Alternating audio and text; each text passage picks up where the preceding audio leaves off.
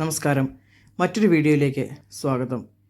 ഇന്ന് നമുക്ക് വാൽസിംഗ്ഹാമിലെ ആംഗ്ലിക്കൻ ദേവാലയത്തെ പറ്റിയുള്ള വിശേഷങ്ങൾ കാണാം. 1061 റിച്ചൽഡി സ്ഥാപിച്ച ദേവാലയം ഹെൻറി എട്ടാമൻ നശിപ്പിച്ചതിന് ശേഷം 1921 വാൽസിംഗ്ഹാമിലെ വികാരിയായ ഫാദർ ആൽഫ്രഡ് ഹോപ്പ് പാറ്റേൺ ആണ് വാൽസിംഗ്ഹാമിൽ ഒരു ആംഗ്ലിക്കൻ ദേവാലയം പുനർനിർമ്മിക്കുന്നതിനായുള്ള ശ്രമങ്ങൾ ആരംഭിച്ചത്. അങ്ങനെ ഒടുവിൽ 1922 അവർ ലേഡി ഓഫ് വാൽസിംഗ്ഹാമിൻ്റെ ഒരു പ്രതിമ ഇവിടെ സ്ഥാപിക്കുകയും തീർത്ഥാടനത്തിനായി തുറന്നു കൊടുക്കുകയും ചെയ്തു. 1931 ഇതൊരു ദേവാലയമായി പണിയുകയും പരിശുദ്ധ അമ്മയുടെ നസ്രത്തിലെ ഭവനം പോലെ റിച്ചൽഡീസ് വാൽസിംഗ്ഹാമിൽ പണിത ഭവനത്തിൻ്റെ ഒരു പതിപ്പ് ഇവിടെ സ്ഥാപിക്കുകയും ചെയ്തു. ഫാദർ പാറ്റേൺ 1958 അദ്ദേഹത്തിൻ്റെ മരണം വരെ ഇവിടെ വികാരിയായി സേവനമനുഷ്ഠിച്ചു.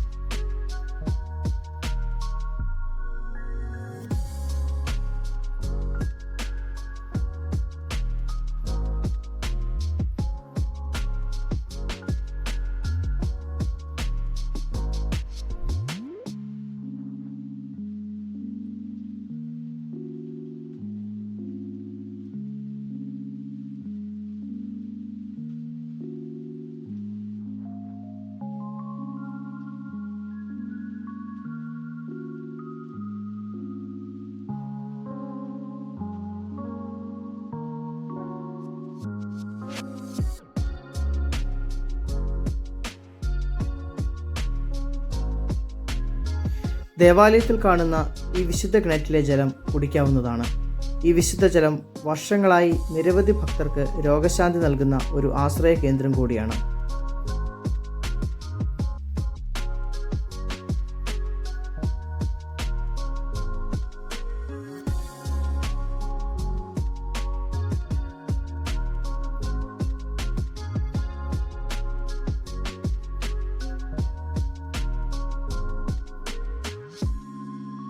ഇതാണ് ദേവാലയത്തിൻ്റെ പ്രധാന അൾത്താര.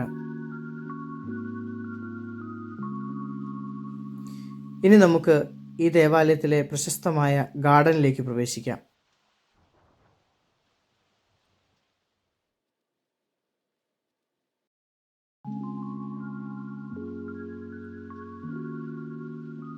ഗാർഡനിലുള്ള മറ്റൊരു ചാപ്പലാണിത്.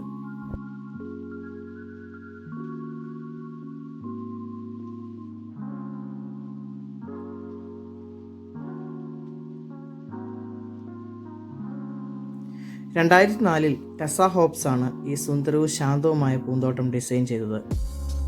അതിമനോഹരമായ പുൽത്തകിടികളും ഒലിവ് വൃക്ഷങ്ങളും മനോഹരമായ പൂച്ചെടികളുമെല്ലാം ഈ ഗാർഡനെ അങ്ങേയറ്റം ആസ്വാദകരമായി തീർക്കുന്നു.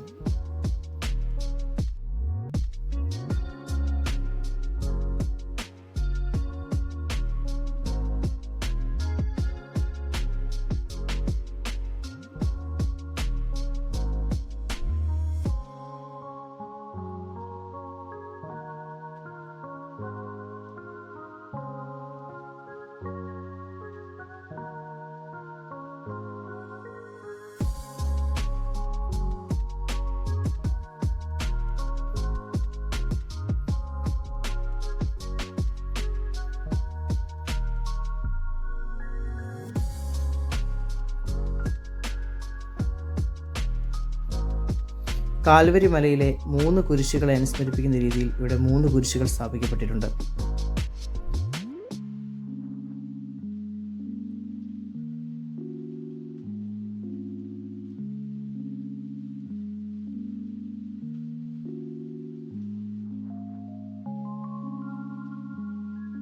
മാനവരാശിയുടെ രക്ഷയ്ക്കായി കുരിശുമരണം വരിച്ച യേശുനാഥൻ്റെ കല്ലറയെ അനുസ്മരിപ്പിക്കുന്ന രീതിയിൽ ഒരു കല്ലറയും ഇവിടെ പണിതിട്ടുണ്ട്.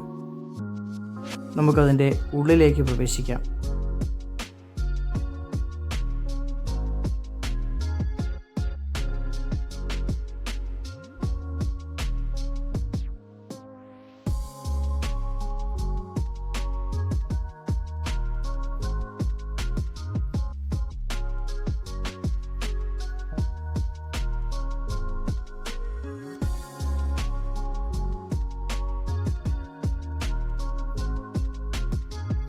മറ്റൊരു വീഡിയോയുമായി നമുക്ക് വീണ്ടും കാണാം. Thanks for watching.